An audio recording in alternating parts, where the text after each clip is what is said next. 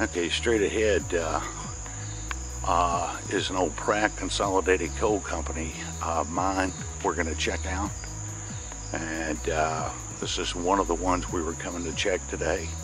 So we're making kind of a grand tour of checking out some old coal drift mine sites. So we'll go up here and see what it looks like.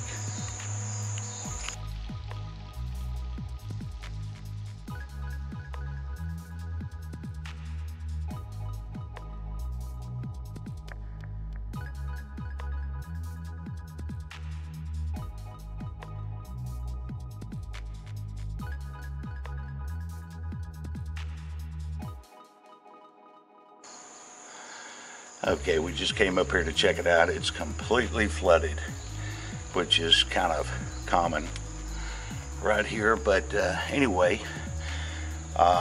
good little research found this mine. And well, we're gonna see what else we can find right here.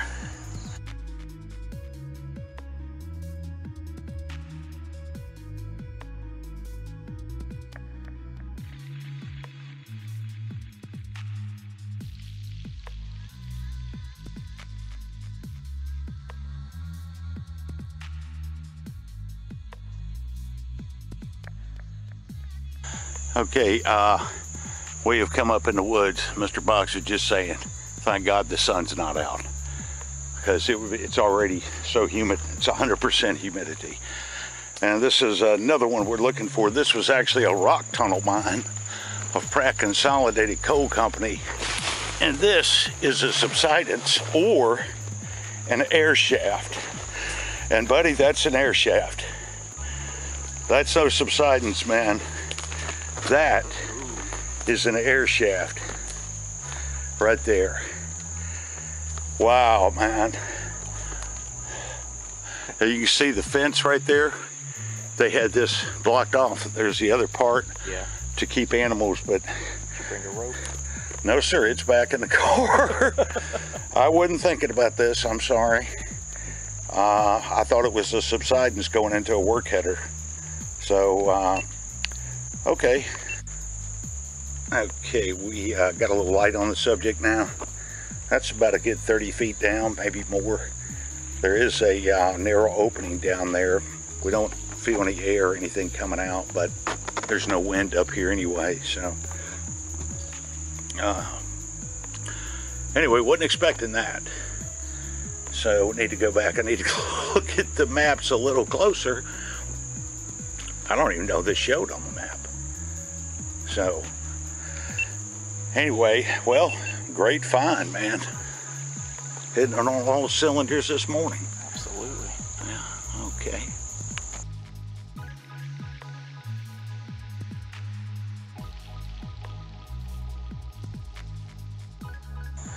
Okay, we progressed a little more on the side of this ridge, maybe a few hundred yards more. It is hot, steamy, humid, no wind at all. But we did come across, this was either an air shaft collapsed, and this was part of what was called the back tunnel mine of Pratt Consolidated Coal Mine.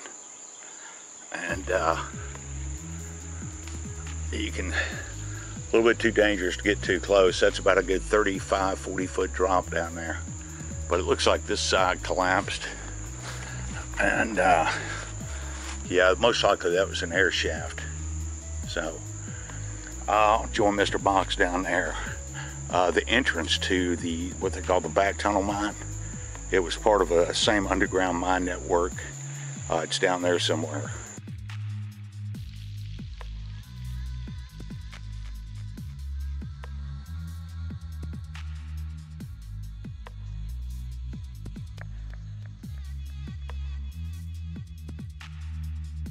Okay, we're switched over to another section of the woods here, going to look for some of these old coal drift mines of Pratt Consolidated, and we did not expect to see this. This is a bridge, concrete bridge, going over this creek right here.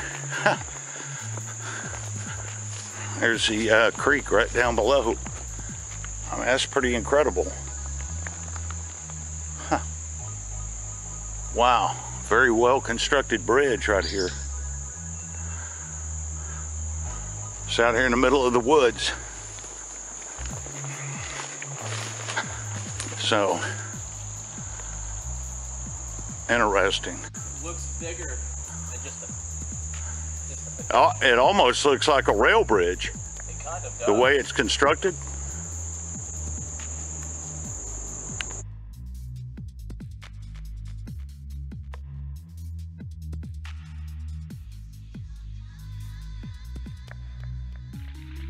Okay, so we've repositioned to another section of the woods way past where that concrete bridge was. And this is the remains of an old tramway bed. Probably some hunters years ago had it as a service road, possibly. But this is the tramway bed. Remains of the rail line is right down here through these woods. We may check when we come out. But there's supposed to be a couple of drift mines up here, part of the old Pratt Consolidated Coal Company. And so this isn't really the best time of the year to do this, but trying to check some stuff off our list. So what the heck, this is one hot, humid, muggy day in the woods and wet.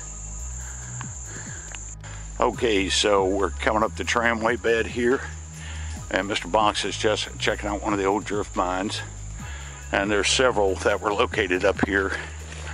And this is another one. I'm sure they're all going to be collapsed, but you know, what the heck. We wanted to come see them anyway. So this is another one right here, straight ahead. So there's supposed to be a couple more down here, a couple more on the other side of the ravine. So anyway, we'll be checking them out. We're definitely checking them off the list here this morning. Okay, the tramway bed continues on up in this deep ravine. It's just a jungle back here. And so these are two more drift mines. You know, they're collapsed, and they could have collapsed on their own, but the history of moonshining and these abandoned mines, it's just hard to say. You know, they could have had a moonshine still in here. I mean, it's perfect. Moonshiners use the old tramway bed, come up here, but anyway, these were all Pratt Consolidated Coal Company drift mines. And there's another one right over here. So we'll take a look at that. Okay, so the tramway bed is just down there. We got two coal drift mines here and down there.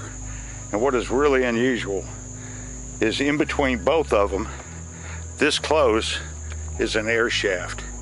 So this is the third air shaft we have found. And Mr. Box is going to go down there because, bless his heart, a little turtle had, I guess, was crawling along here and slipped off and fell down there. So Mr. Box is going to go rescue him. So it's not the best rope. I didn't bring my thick one, but I have every confidence in him being ambidextrous. So he's going to see if he can rescue the turtle. There he is. PETA will love you. All right. Mr. Boxy rescued the turtle. I filmed him with his camera.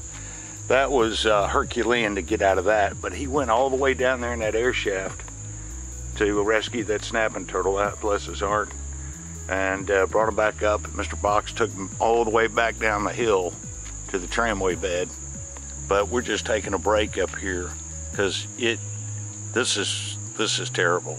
This humidity. Zero wind. And it's 100% humidity back here. There's no wind, but we're trying to figure out. This is 3 different Pratt Consolidated coal mines, 3 different locations, drift mines. Two of them were rock tumble slopes, and near the entrance, each one of them had an air shaft. And now it's the same with these drift mines. It's very unusual, and we weren't expecting this. So the drift mines are here and right over there, and the tramway bed is just down beyond the trees in that grassy area. So we're going to take a well-deserved break, and we're going to try to find a couple more. Okay, we are leaving this area here, and we're walking back down the overgrown tramway bed, and what we're going to do is we're gonna connect up with the rail bed, and we're just gonna walk it all the way to these other drift mines. And from what we've been able to research after seeing some of these near the drifts, there could be more air shaft openings above the drift. This was very unexpected. So anyway, almost ran into a cobweb, spider web. But anyway, you can see this is the tramway bed. I mean, very well constructed. Now these mines actually had electric locomotives that went down to the loading dock. So you can't even tell anything anymore. So anyway, we'll just got a few more to check out. Okay, we've come back down on the abandoned rail bed. It's hard to see in the summertime, but they had to cut right through all this rock, and this is the rail bed going straight ahead. Okay, we're still moving down the rail bed towards some more drift mines, and when they were cutting through the side of this deep ridge line, they came across the coal seam right here. I'm not sure which coal seam that is, but the coal seam is right here. So probably when they were digging this out, they mined this coal. I mean, why not? So they had to cut all this out, and this is the rail bed right here. So we're just following it. Probably really be neat to see in the winter time, but boy, this was a serious operation to cut all this out. Okay, we're still continuing on this rail bed. It's amazing. This thing is wide open. So this rail bed's about 110 years old. It's in, we're going over a raised berm that cuts between two ravines, and there's probably a culvert down there. But we get over this and walk a little bit more ways. It'll lead us to a series of more drift mines, but this is very unusual. See this kind of a cleared rail bed, 110 years old. This in this remarkable good condition, free of all obstructions. So, okay. Mr. Box went down the berm right here because it's hard to see through the trees, but there are two gigantic cast iron culverts that go underneath this berm that are 110 years old. They're huge. And it's still in place.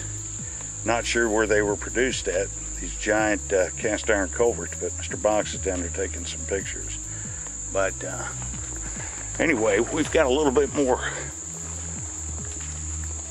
ways to go along this rail bed before we hit the drift mines. But I'll say one thing, this is a perfect, and you can see some of the, it's like a trail. This is a perfect deer path. Perfect place for deer to feed. So I'd love to see this in the wintertime. Must be really beautiful to see, walk this rail bed. So, all right, and, he comes back up, we'll try to find these other drift mines.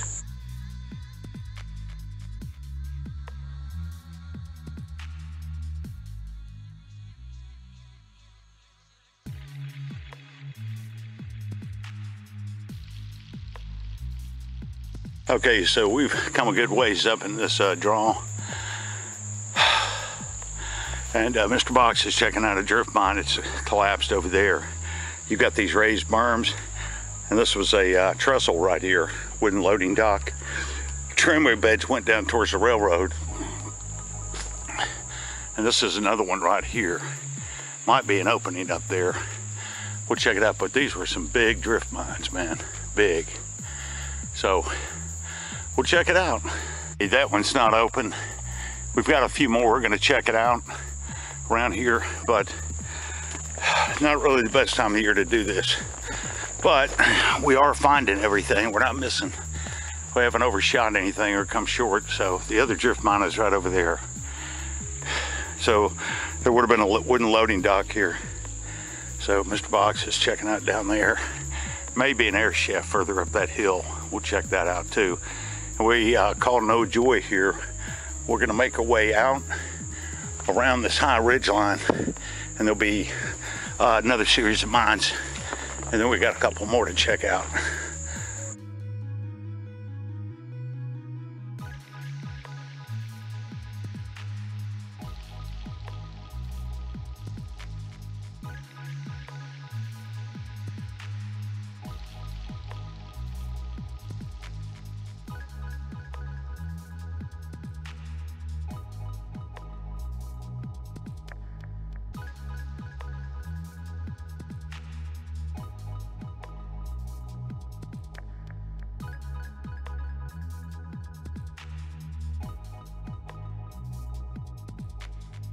Okay, so down there are the two drift mines, one on either side that we checked out. Now, we had an indication there'd be an air shaft up here, so Mr. Boggs climbed up it.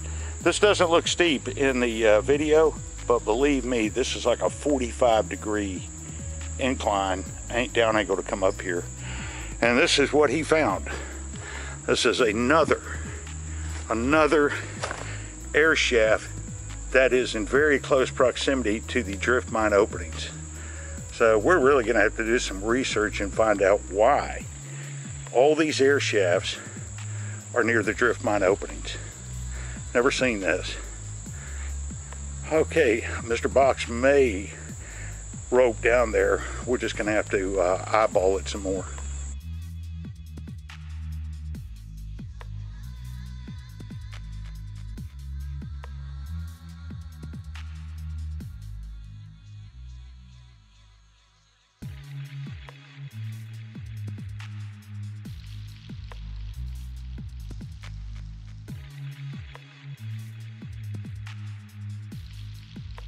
Okay, we're going to be coming back to check out that air shaft at another time.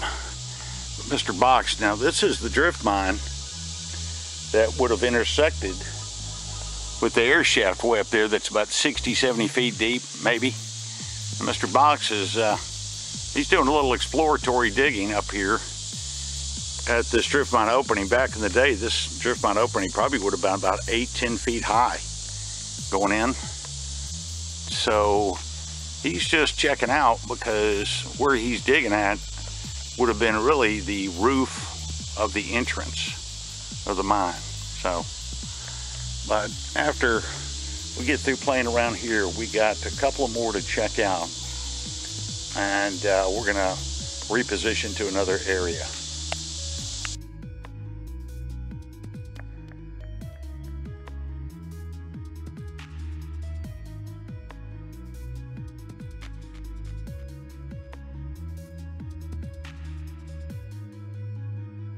Okay, the rail bed we've been following is way down there, and this is a tramway line that's high above the rail bed. They had a loading dock down there, and this is the tramway bed that leads right into this other Pratt Consolidated Coal Company.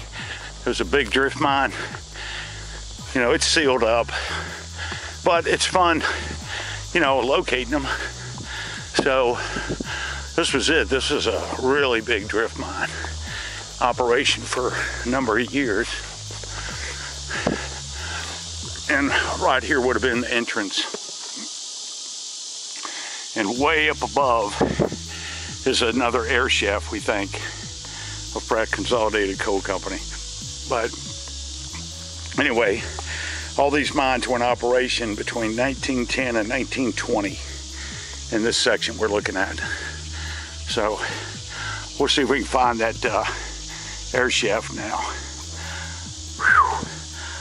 This is some tiring work doing this.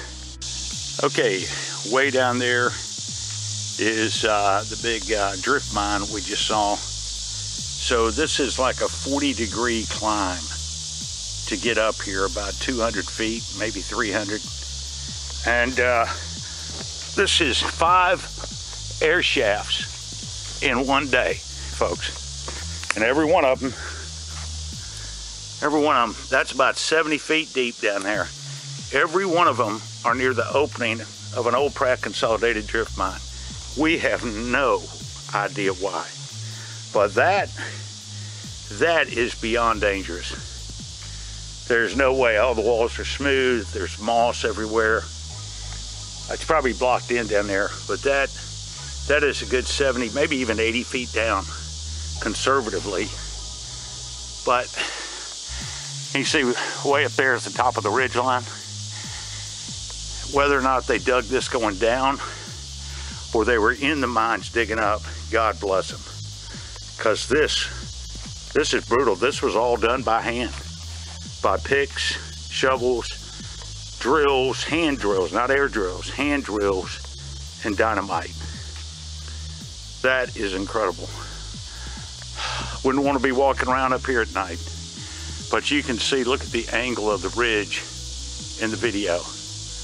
It's just like a 45 degree angle straight up to the top. So this is number 5. This is a record. 5 air shafts, all connecting with, one connecting with the slope mine, well, 2 connecting with the slope mine, and 3 connecting with drift mines. Incredible. So we are going to check out just 2 more areas before we call it a day. Sun's come out and it's even more humid. And we've got to make our way back down there. We've got to drop another 100 and something feet down to the rail bed and cross the rail bed to get back on the trail to head us back to a road to get to the vehicle, which is about a mile and a half away, maybe 2 miles. So anyway, we didn't find the open mines, but we sure weren't expecting this. Wow. Okay. Great trip today.